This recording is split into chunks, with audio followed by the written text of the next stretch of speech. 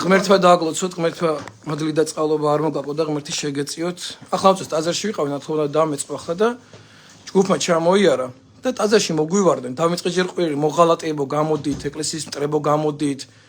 ქვეყნის მტრებო გამოდით. ჩვენ გვეუბნებიან მოღალატებს, ქვეყნის მოღალატეს მეძახიან. რატომ მეძახიან მოღალატს? აი რა გავაკეთეთ? ისეთი რომ გვერდა მე რომ თხოვე რომ რატო არ გახარ? ეკლესიას აგინებენ, პატრიარქს აგინებენ. პატრიარქს აგინებენ პირდაპირ, ეკლესიას აგინებენ, აგერ გამოდის გუშინდელი ჩემი ქადაგება დაბლოკეს და გააუქმეს. ახლა ამასაც ალბათ დაბლოკავენ და გააუქმენ, ამიტომ გთხოვთ რომ ეს ვიდეო ყველა გადაწერეთ და ისე დაიდოს ეს ვიდეო და ყველა ნახოს რომ ესეთი ძალადობით ეკლესიაში მოგვარდნენ კომუნისტები ზუსტებოდა, ეგრე ეკლესიაში მოვარდნა, ხალხის უწყლების ტაძრებიდან გამოყვანა, დახვრეტა, ზუსტად ეგ იყო. ქუჩაში დადგენ ტაძრის წინ და გეძახიან მოღალატე გამოდი ტაძარში რატო შვიდობიანი პროტესტი, აი შვიდობიანი პროტესტი, შვიდობიანი აქცია წარმოიდგინე, შვიდობიანი აქცია ტაძარში გივარდება და გიყვირიან და გეუბნებიან გამოდი გარეთ შემოღალატე შენ ქვეყნის მტერო შენ ისა უბრალოდ მე რა არ მესმის იცი აი რა ამით რას აღწევთ ამით რა უნდა მივიყოთ ამით აი და ეკლესიის გმობით პატრიარქის გინებით ტელევიზიები რომლის ეთერებში პატრიარქის აგინებდნენ ლანძღავდნენ არასდროს ხმა არავის არ ამოუღია იმ კუბოსთან დაკავშირებით რო იძახიან და მე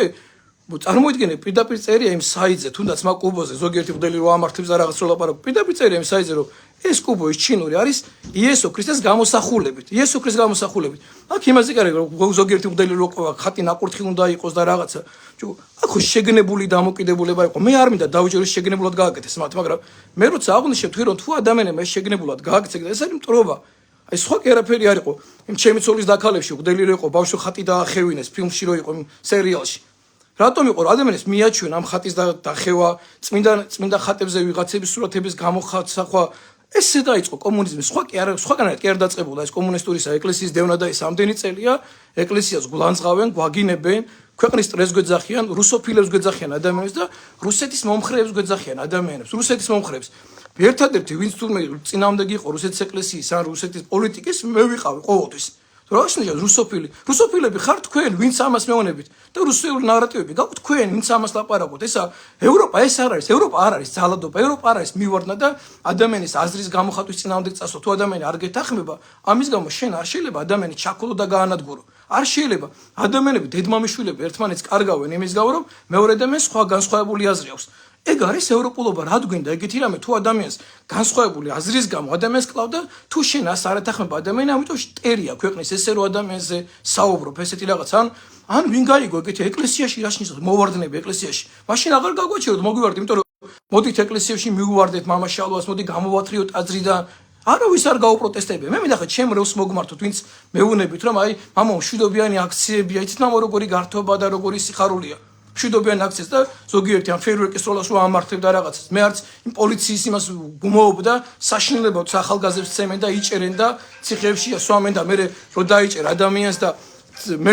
ჩუმად რო ურტყან პოლიციელი ამას საშინელება რა უნდა იყოს ხო ჯერ ადამიანი როგორ შეიძლება ადამიანი თუ დაიჭირე მე იმას ურტყა ეგ ხო არაფერი არა ამაზე მწარე ხო არაფერი არა მაგრამ როდემდე უნდა ვიყოთ ესე როდემდე უნდა ვიყოთ ესე ეკლესიებში და მოგვივარდეთ ესე ეკლესიებში და მოვარდეთ აქ და შემოგვივარდეთ გამოყარეთ ეკლესიები და მაშინ და დავხოცეთ მაშინ და ტაძრები რას ნიშნავს ეგეთი რაღაცეები რას ნიშნავს უბრალოდ აი ვისაც თქვენზე მეტად საქართველოს უყვარდეს მე ჩემი ქვეყნის ერთგული ვარ და თელი ჩემი ქვეყანას ვემსახურებოდი იმადგან განსხვავებით ვდლებს თუ აყვედრია რაღაცებს 80,000 ხელფასები აქვს ისინი სამშობლოზე ლაპარაკობ გაჭირებულებს და მის ოპერატორს ჩვეულებრივ პატოს 1200 აქვს ხელფასი შენ ამ ხელფასზე შენ ზრუნო ქვეყანა შენ გინდა ქვეყანაზე იზრუნო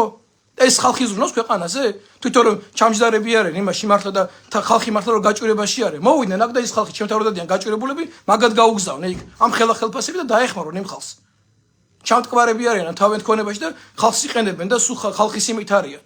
მართლა უნამუსოები და მართლა ქვეყნის გამყიდველები არანაირი ღირსება ამათ არ გააჩნია და არაფერი ამათ არ გააჩნია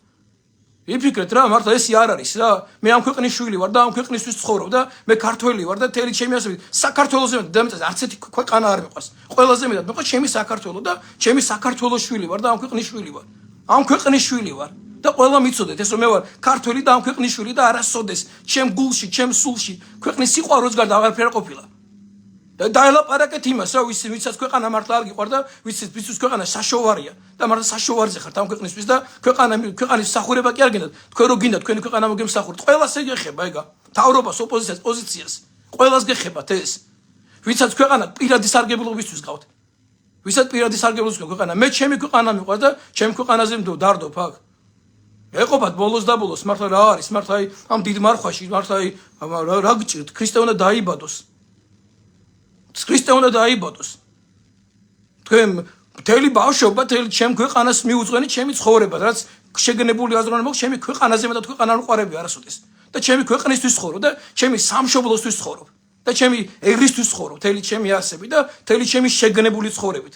ჩემ ქვეყანას ზურფაზე არავინ არ არის. არავინ დედამიწის ზურგს და მე არ ვიქნები არავის მონა და არავის შეხედულება ესე მე ვერ დამელაპარაკე, მე ქართველი ვარ. სული და ხორცის ქართველი ვარ. და ამ ქვეყნის შვილი ვარ. ჩემი შეცდომები, ჩემი ცხოვრები და ჩემი ყველაფრით.